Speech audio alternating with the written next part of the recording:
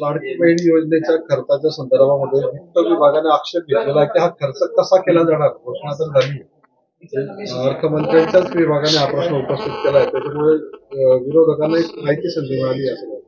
हे बघा, या ठिकाणी ज्यावेळेस अर्थसंकल्प मांडला जातो त्यावेळेस अर्थसंकल्पामध्ये तरतूद केली जाते आणि सरकारने कसं द्यायचं हे सरकारला माहिती आहे आणि योगायोगाने सरकार आमचं जरी राज्यात असलं तरी केंद्रातही आमचं सरकार आहे, त्यामुळे वित्त विभागाने याची काळजी करण्याची गरज नाही आहे.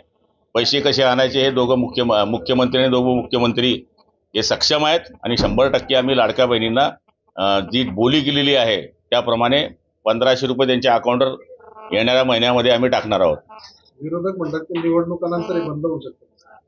अहो, तरतूद जर 1 वर्षाची आहे तर विषय संपून जातो. 46,000 कोटी रुपये ज्यावेळेस तरतूद होते याचा अर्थ ती वर्षभराची तरतूद आहे.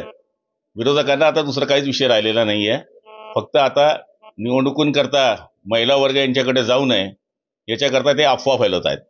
आज उद्धव ठाकरेंचा वाढदिवस आहे. बऱ्याच ठिकाणी मुख्यमंत्री उद्धव ठाकरे असे बांधण्यात लागले, तर काही ठिकाणी भाविक मुख्यमंत्री म्हणून बांधण्यात लागले उद्धव ठाकरे.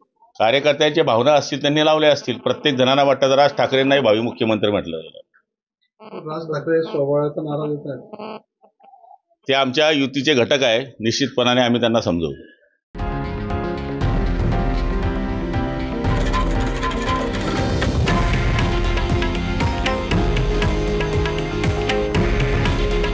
हे आहे देशातील नंबर 1 न्यूज नेटवर्क आणि आपण पाहत आहात TV9 मराठी. काळजी तुमची, हित महाराष्ट्राचं.